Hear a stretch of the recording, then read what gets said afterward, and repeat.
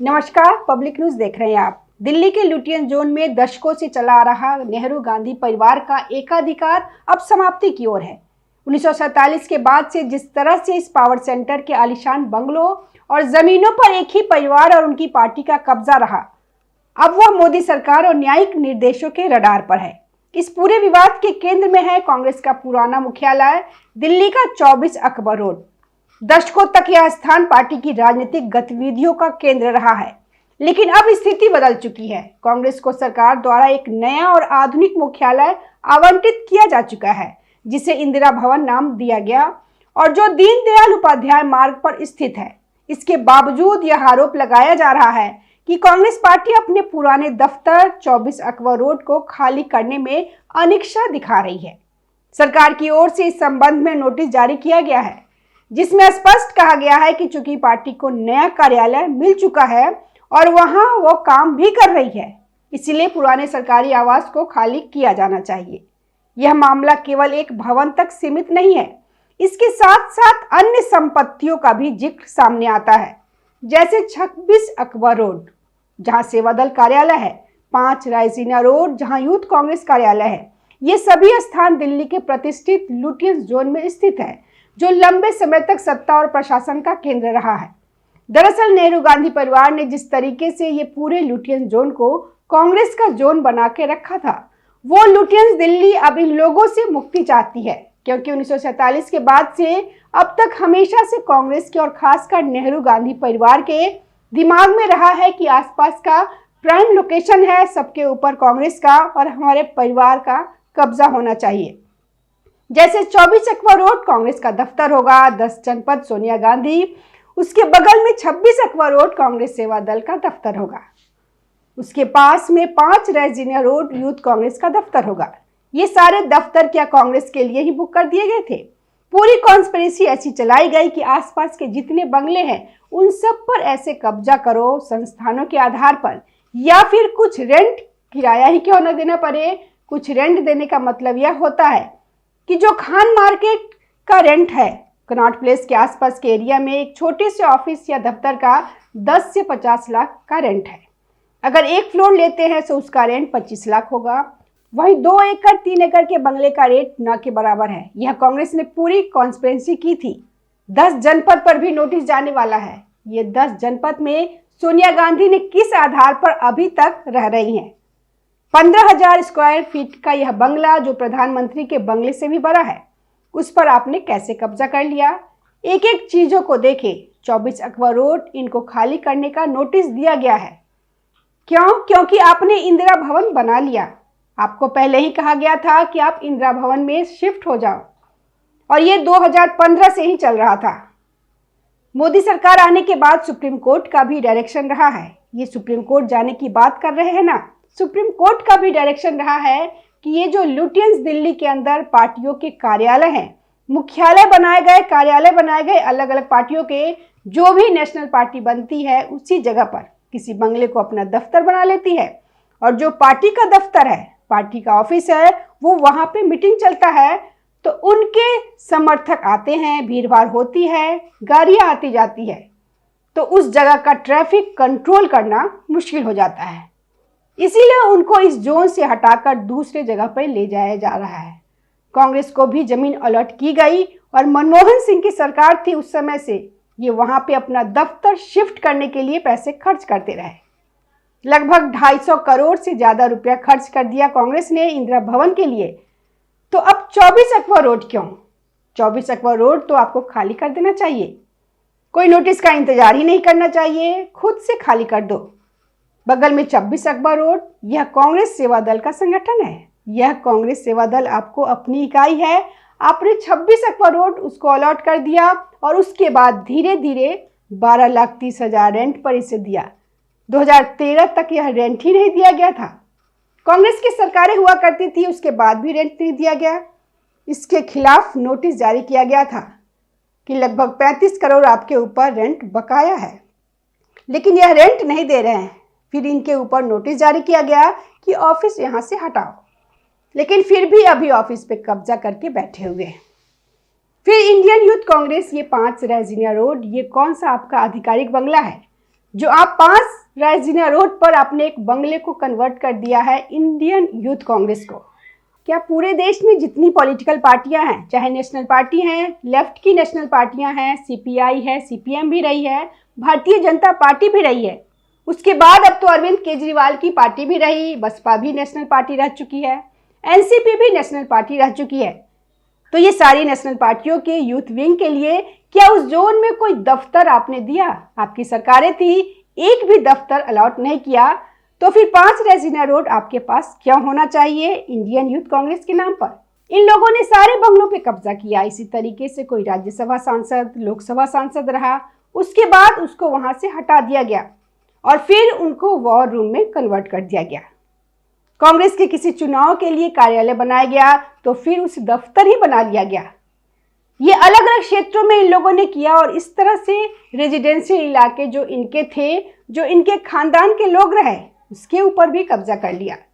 जितने घर बंगले थे उसी तरह का कब्जा किया, अलग अलग कॉन्स्पिरेंसी करके।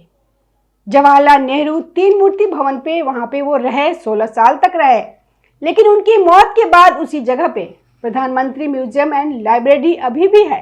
उसे नेहरू म्यूजियम एंड लाइब्रेरी क्यों कर दिया गया? नेहरू म्यूजियम एंड लाइब्रेरी के नाम पर उसे संरक्षित किया गया? नहीं, अब ये जवाहरलाल नेहरू के लिए रिजर्व हो गया। अगर उसे उस जगह को जवाहरलाल नेहरू प्रधानमंत्री रहते हुए यूज कर रहे थे तो फिर आगे के प्रधानमंत्री के लिए क्यों नहीं रखा गया? लेकिन नहीं, उस जगह को रिजर्व कर दो और उसके बाद लाल बहादुर शास्त्री बने प्रधानमंत्री। जब लाल बहादुर शास्त्री प्रधानमंत्री बने तो वो अगर 3 मूर्ति में रहना चाहते, वो उन्हीं जगह पे रहते, क्योंकि प्रधानमंत्री का ऑफिशियल रेजिडेंट रहा था। लेकिन वहां पे नहीं रखा गया। उनकी मौत हुई तो आप उस जगह को लाल बहादुर शास्त्री म्यूजियम, लाइब्रेरी कुछ भी बना सकते थे, मेमोरियल बना सकते थे। उनका मेमोरियल तो अलग बनाया गया, लेकिन वहीं एक सफदरजंग लेन, जहाँ पे इंदिरा गांधी प्रधानमंत्री रहने के बाद रही, लंबे समय तक वो प्रधानमंत्री रही, लेकिन जब इंदिरा गांधी की मौत होती है तो वही एक सफदरजंग लेन को फिर इंदिरा गांधी मेमोरियल बना दिया गया। इंदिरा गांधी के नाम से उसे रिजर्व कर दिया गया कि नहीं, अब यहाँ दूसरे को नहीं रखा जाएगा, क्योंकि कोई और प्रधानमंत्री रहेगा और उसके बाद इंदिरा गांधी का नाम ही खत्म हो जाएगा।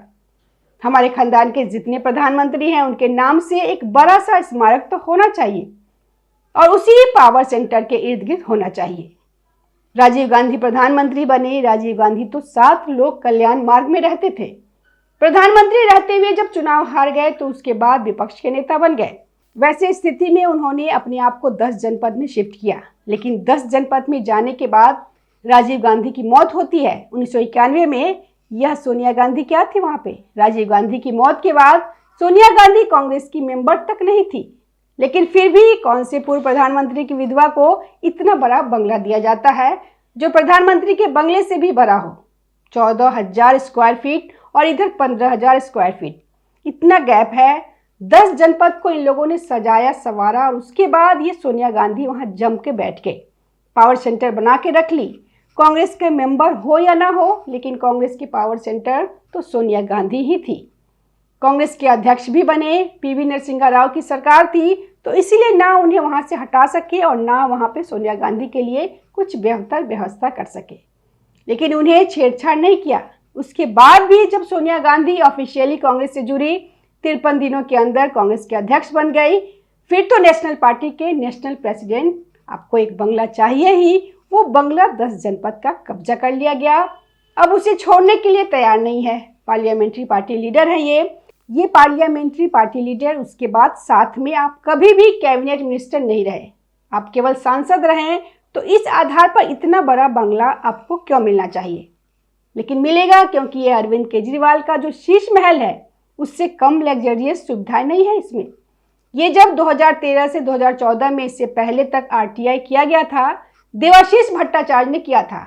यह आरटीआई में कहा गया कि 10 जनपद पर कितना कितना कैसे कैसे खर्च किया गया है। यह आप 10 सालों का रिकॉर्ड दीजिए, लेकिन 2010 के बाद से रिकॉर्ड दिया गया। 2011-12 में लाखों रुपए खर्च किए गए।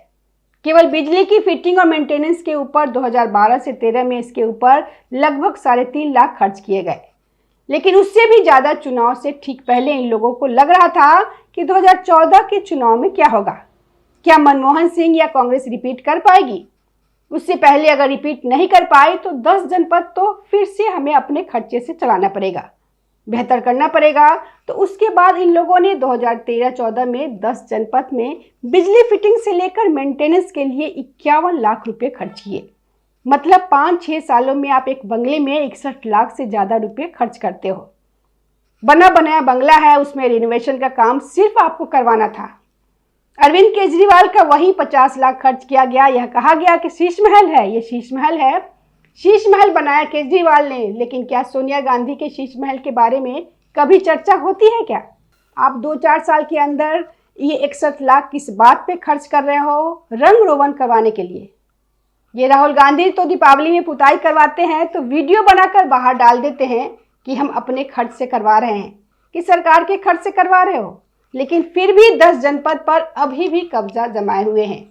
नोटिस तो उनको भी जाने वाला है कि ये सोनिया गांधी कौन सी अभी कोई ऐसे पद पे हैं।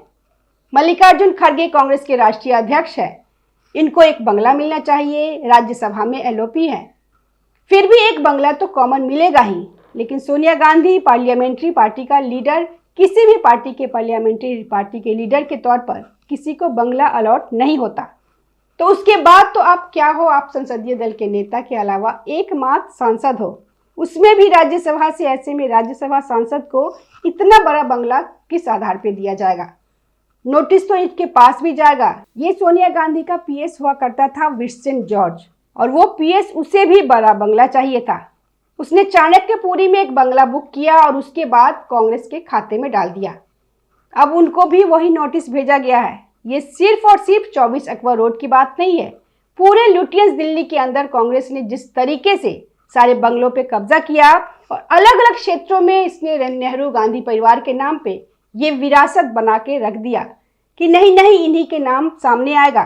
मोदी सरकार ने कुछ जगह पे तोड़फोड़ कर दिए। 3 मूर्ति भवन में ये Jawaharlal Nehru museum and library को प्रधानमंत्री म्यूजियम एंड लाइब्रेरी कर दिया। अब इंदिरा गांधी मेमोरियल को खत्म करना है, क्योंकि आपके मेमोरियल के लिए इतना एकड़ का बंगला सुरक्षित नहीं रखा जा सकता कि 4 किताबें, 4 टेबल, 4 कुर्सी, इस पे इंदिरा गांधी बैठती थी, ये किताबें पढ़ती थी, ये उनका ड्राइंग रूम था, ये लिविंग रूम था, ये उनका बेडरूम था। ये देखने के लिए लोग जाएंगे वहां पे और उसमें करोड़ों रुपए का सरकार का नुकसान होता रहे। ये सारे जो दफ्तरों पे, कार्यालयों पर, बंगलों पे कब्जा करके रखा है, अब उसमें इनसे हटाने के लिए कवायद शुरू हो चुकी है। अब कांग्रेस छटपटाती है, राहुल गांधी, सोनिया गांधी तड़पते रहे। दूसरी ओर कांग्रेस से जुड़े कुछ नेताओं का तर्क है कि इस प्रक्रिया को जल्दबाजी में या राजनीतिक दबाव के तहत नहीं किया जाना चाहिए।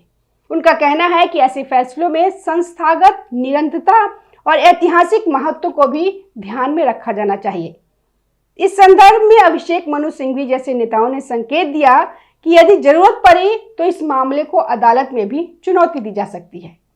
उनका तर्क है कि किसी भी संगठन को इसके स्थापित मुख्यालय से हटाने की प्रक्रिया पूरी तरह कानूनी और पारदर्शी होनी चाहिए, लेकिन यह नोटिस वापस नहीं होगा। सुप्रीम कोर्ट जाओ या फिर इंटरनेशनल कोर्ट ऑफ जस्टिस जाओ, जहां जाना है चले जाओ, कानून आपके खिलाफ है।